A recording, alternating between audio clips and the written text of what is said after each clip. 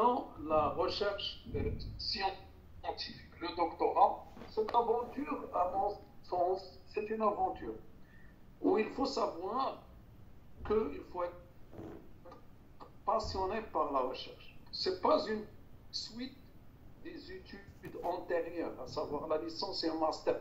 C'est une erreur que des personnes s'inscrivent au doctorat rien que pour échapper soit au chômage, soit pour dire nous allons continuer en études, pour y rester. Mon expérience passée montre que ce genre de personnes qui s'inscrivent rien que pour s'inscrire, ils finissent par ne pas finaliser à terme leurs travaux ou bien ils sont obligés à un certain moment de faire ce qu'on appelle nous, pour les professeurs engagés et intègres et éthiques, avec un petit moi pour moi, ils sont obligés de faire de la sous-traitance. Donc, il faut être passionné par la recherche scientifique. Deux, faire du doctorat, c'est principalement fixer quel est l'objectif à atteindre de ce doctorat. Pour nous, en économie et en gestion et management, celui qui va faire le doctorat, excepté ceux qui sont déjà âgés et qui ne veulent du doctorat que le titre, s'ils ont des cabinets, s'ils ont par exemple des écoles privées, ils ont besoin d'un doctorat rien que pour le titre. Pour le reste, à mon sens, quelqu'un qui n'a pas pour finalité d'être missionnaire, quand je dis missionnaire, c'est-à-dire intégrer le corps professoral et en respecter la mission pour laquelle il l'a intégré, à mon sens, le doctorat également n'a pas de sens. Maintenant, venons à cet exercice. Moi, je viens de définir quelque part l'objet, c'est-à-dire doctorat, un engagement de 3 ans minimum universitaire, de 6 ans aujourd'hui avec dérogation, et donc c'est quand même une vie. C'est un contrat qui est entre un chercheur, un encadrant, c'est un binôme. L'encadrant, il faut le savoir, c'est en dehors de ce que l'on peut appeler la progression, je dirais, de carrière, sa gestion de carrière. Dans mon cas, c'est pas l'objet. Quand on est PES et également on a passé pas mal de grades, c'est pas ça qui anime. Ça anime à ce que, et également, il faut savoir qu'un encadrant derrière, surtout dans le cadre public, il n'est pas payé directement par doctorant, il est payé par un salaire, quelles que soient les tâches qu'il va assurer d'enseignement et de recherche et d'encadrement. Et donc, c'est une relation où il trouve du plaisir quand il est devant des chercheurs engagés. En dehors de ça, il serait difficile d'accompagner. Bien évidemment, vous allez me dire, même si également, il y en a des profs qui ne font rien du tout. Je ne peux pas défendre le corps, mais je dirais, il suffit dans tout métier qu'il y ait la droite et la gauche et le milieu. Bref, c'est l'objet et l'objectif. Maintenant, venons à l'exercice rapidement. J'estime que j'ai l'étoffe, parce qu'il faut commencer par la personne et non pas par le sujet. Je suis passionné, j'estime que j'ai le calibre, j'ai les compétences, j'ai la volonté d'y aller. Maintenant, comment procéder? Je procède par la première des choses. C'est pas d'aller à demander à un prof de me donner un sujet. Il y en a des axes qui sont fixés par des laboratoires. Il y en a des axes qui sont fixés par des profs. Mais le sujet, c'est quelque chose qui doit venir de la personne. Certes, dans l'échange, il s'améliore. Il se peut que je propose un sujet qui ne soit pas accepté par un directeur de recherche ou qui me réoriente dans mon sujet. Mais ce qu'il faut savoir, c'est qu'il faut savoir qu'est-ce que vous voulez réaliser, qu'est-ce que vous voulez atteindre. Et donc ça, c'est le premier. dans la méthodologie et dans l'art de la rédaction, on appelle de quoi s'agit-il? DQSA. DQSA. De quoi s'agit-il? Qu'est-ce que je veux faire? Pourquoi je veux faire cette recherche? Comment je vais la faire? Qu'est-ce que je peux apporter réellement à ce qui existe auparavant dans ce domaine de recherche? Qui dit thèse de doctorat dit une position scientifique. Une position scientifique, et désolé si je parle d'une manière, je dirais, directe, parce qu'il n'y a rien de préparé devant moi. Je parle de mon esprit, je parle de mon cœur et je parle d'une expérience et je partage ce que je sens plus que ce que je réfléchis.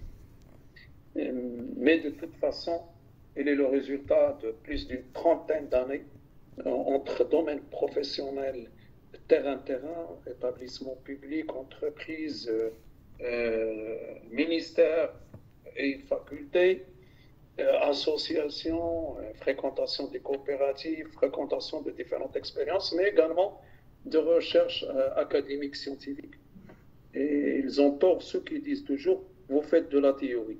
La théorie, c'est l'apogée de la réflexion, si l'on arrive à la voir, comme on dit. Bref, on suppose que vous avez votre sujet, maintenant il est temps de le clarifier davantage. Clarifier davantage un sujet, et là c'est un premier conseil, où je peux déjà trouver un sujet valable. Je peux le trouver, par exemple, en fréquentant les thèses en cours de préparation à l'international, si je veux être de classe mondiale. Mais des sujets qui sont également, ou qui peuvent s'adapter à mon contexte, c'est-à-dire au contexte marocain dans notre cas de figure. Et là, je vous recommande, par exemple, d'aller voir Campus France, par exemple, puisque c'est l'environnement le plus proche dont s'inspirent les politiques publiques, dont s'inspirent nos entreprises, malheureusement, ce n'est pas dans l'anglo-saxonie. Allez taper Campus France, thèse en cours. Ou dans le document que j'ai partagé avec vous, vous allez trouver la FNEJ qui fait un peu les thématiques, les dernières thématiques qui ont été préparées sur les cieux françaises et qui, dans 3 ans, atterrissent sur les cieux marocains. Ça, c'est pour le sujet. Première étape, c'est de préparer une fiche de projet. Une fiche de projet est composée de ce qui suit.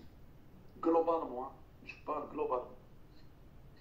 Le contexte et l'intérêt du sujet, la problématique, le cadrage théorique préliminaire de cette problématique.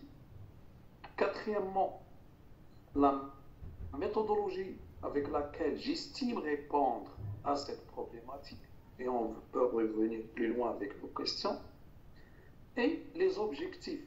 Cinquièmement, les objectifs attendus de cette thèse, ou ce projet plutôt, de thèse.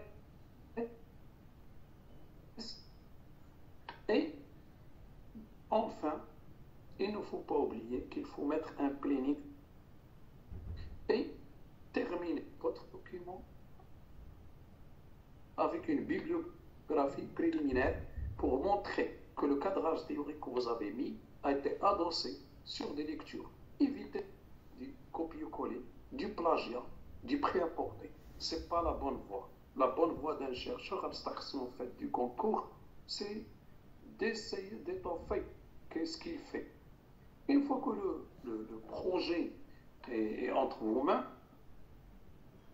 et bien évidemment, cette réunion aurait dû être, je dirais personnellement, il y a 1 mois et demi, au moment où il a été demandé, mais j'estime qu'aujourd'hui, pas mal de vous, pour ceux qui sont intéressés par le doctorat ou ceux qui sont en cours de formation en master, c'est ce que j'ai appris tout à l'heure, mais qui sont passionnés par terminer par la suite leur parcours d'études en doctorat, parce que c'est des études en fin de compte, c'est de la formation doctorale.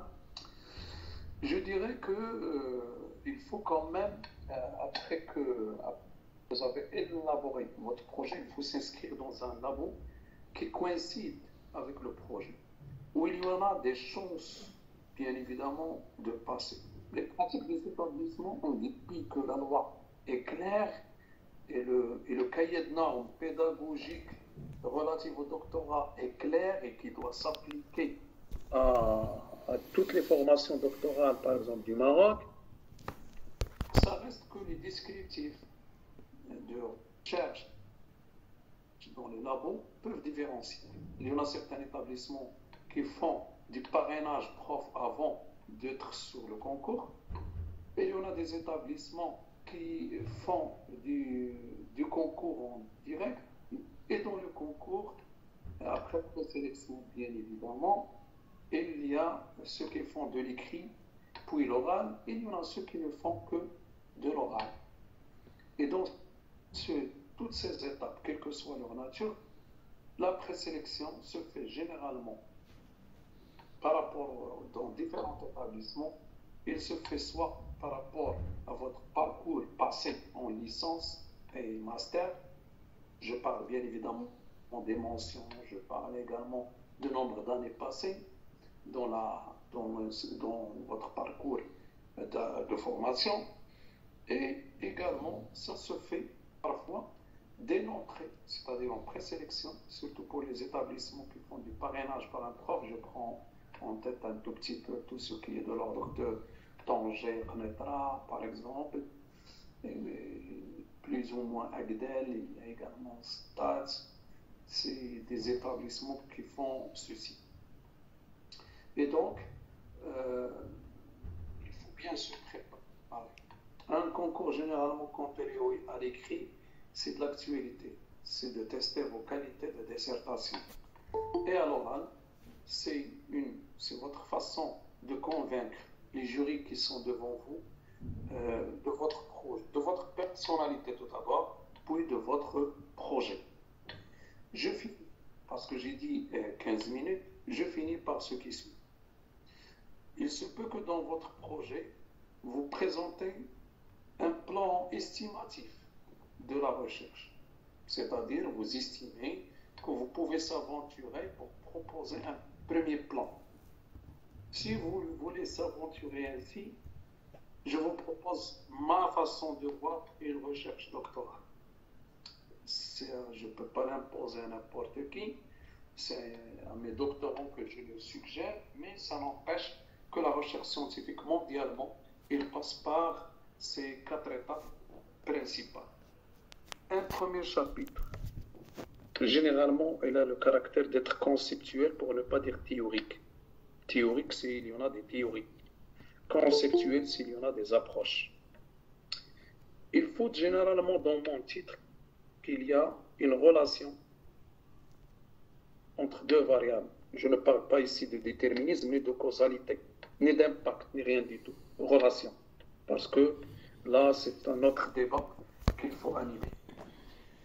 Et dans le chapitre conceptuel, je mets en relation au moins ces 2 versants, ces 2 variables. Deuxième chapitre, deuxième bloc, c'est de contextualiser. C'est-à-dire adapter ce que j'ai lu à mon contexte.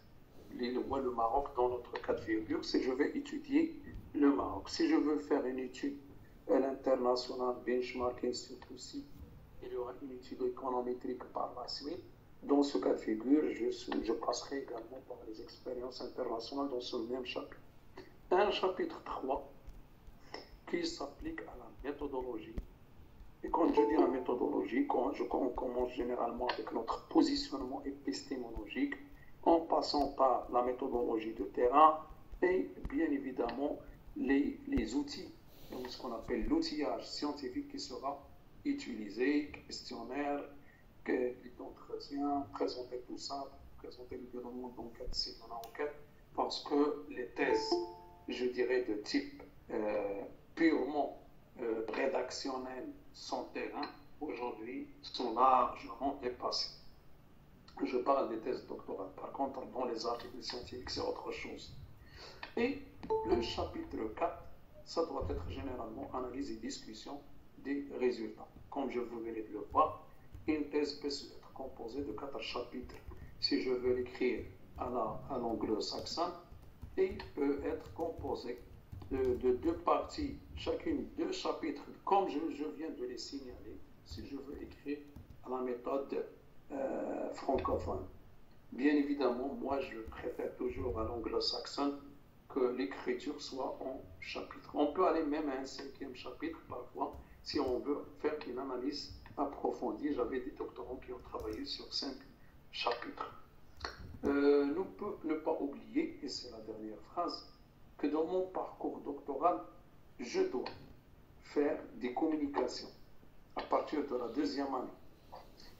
Et pourquoi pas commencer à publier des articles. Au moins, le standard dans toutes les universités du Maroc aujourd'hui, c'est d'avoir 2 communications au moins et 2 articles. Ne commettez pas une petite erreur. Les communications et les articles doivent être dans le cadre de ma thèse. Généralement, on fait des communications à droite et à gauche, parfois mal étoffées. Je parle également de mes doctorants pour ne pas aller plus loin. Et ne pas oublier qu'il faut toujours associer son directeur de thèse. C'est comme ça qu'un directeur de thèse a le revers de la médaille, au moins quand il a un bon élément en doctorat qui arrive à faire des communications et des articles conjointement avec son professeur, au moins scientifiquement, il y a un retour qui est comptabilisé également pour le